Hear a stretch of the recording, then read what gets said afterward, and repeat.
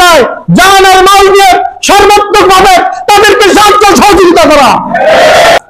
আল্লাহ পাক কোরআনে কারিমে জানেন কাদেরকে বলছেন? আচ্ছা ভাইরা, আমি আপনাদের কাছে একটা বিষয় আগে জানতে চাই, আমরা যারা এখানে আছি আমরা কি জালেম হতে চাই? কথা বলেন, জালেম হতে চাই? কেউ আমরা জালেম হতে চাই না। দেখেন আল্লাহ পাক কি বলছেন, মাল্লাম ইয়াকুম বিমা আনজালাল্লাহ ফাউলাইকা হুমুজ জালিমুন। যারা আল্লাহর কোরআন দিয়ে বিচার ফয়সালা করে না, বিচার কাজ করে না, আল্লাহ পাক বলেন এই লোকগুলো হচ্ছে জালেম। আমরা কি জালেম হতে চাই ভাইরা? আমরা জালেম হতে চাই না। এই জুলুমের গোড়া থেকে যদি বাঁচতে চাই, তাহলে প্রত্যেকটা মুসলমানের উপরে ফরজ দায়িত্ব আবশ্যক হচ্ছে আল্লাহর জমিনে আল্লাহর কোরআনকে যারা বাস্তবায়ন করতে চায়, প্রতিষ্ঠিত করতে চায়, জান আর মাল দিয়ে সর্বাত্মক ভাবে তাদেরকে সাহায্য সহযোগিতা করা। আপনারা কি সাহায্য করতে রাজি আছেন?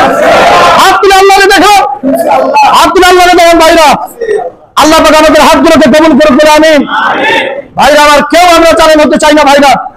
বিশ্বাস করেন, কোরআনের বিধান যদি প্রতিষ্ঠার সংগ্রাম যদি না করি, আল্লাহর কোরআনের বিধান যদি প্রতিষ্ঠা না করি, আল্লাহ পাক বলছেন ফাউলাইকা হুমুজ জালিমুন, এই লোকগুলো হচ্ছে জালেম। এই লোকগুলো কি? জালেম। আল্লাহ পাক অন্য আয়াতে বলছেন মাল্লাম ইয়াকুম বিমা আনজালাল্লাহ ফাউলাইকা হুমুল কাফিরুন। যারা আল্লাহর কোরআন প্রতিষ্ঠা করে না, কোরআন দিয়ে যারা বিচার ফয়সালা করে না, আল্লাহ পাক বলেন এরা হলো কাফের। এরা কি?